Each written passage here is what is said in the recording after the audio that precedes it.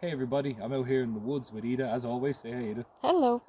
And we're just following a road that runs alongside the forest at the back of our property. We got some power lines over here, and we have the road over here, so we're nice and boxed in with two beautiful handrails on the side of us.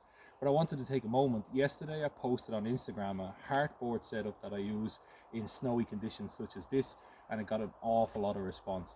I didn't develop it, it's just something that was shown to me many moons ago at a show, and it's stuck with me ever since. I don't use it very often because when you're making your heartboard, it's just as easy to batten it out with your knife and just get it done on a clear day. But when it's snowy conditions like this, or when the ground is wet underfoot, this heartboard saves you an awful lot of time and saves an awful lot of resources. So without further ado, if you want to follow me down here, you do.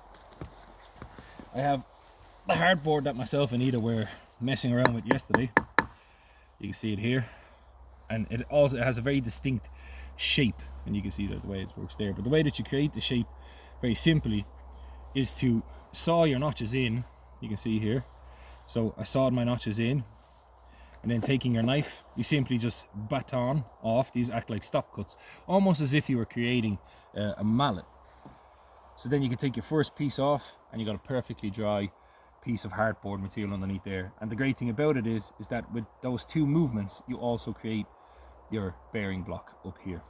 Now this, as you can see from my very snowy boots and the ground that is underfoot, if you had a completely flat hardboard like so, here's my next piece, if my foot was here, I'd be soaking up this piece, getting and destroying it, so I'd only have my one shot here before I ruined the entire piece of wood.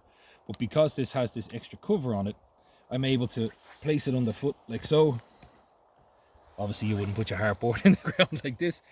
Place my foot over it, and then I'm not destroying or dampening the rest. And then as I move along, I just pop off, got myself a new bearing block, dry piece of hardboard, and then repeat the process down if you need to. So it's just a very clever way of tackling these bad conditions that are underfoot. As you can see, snow sticks to everything around here. But if this piece was one solid piece, I could have my foot here, I could be bow drilling away, and if this coal didn't work, well then rather than having a soggy heartboard, I got another piece here, and then you get your bearing blocks and your heartboard in one fell go. So there you go. That was the mystery bow drill that was done yesterday that people asked me about. That's basically all it is. Again, not something that I do every time I'm out. If it's really dry out and the conditions are perfect, I just batten off either side and just get on with the day. One shot, one kill. But if you're working in conditions like this, this is a very, very nice workaround. I hope everybody is staying warm and staying safe. I'm going to get back to a bit of a trek out here, maybe have a nice lunch, and peace.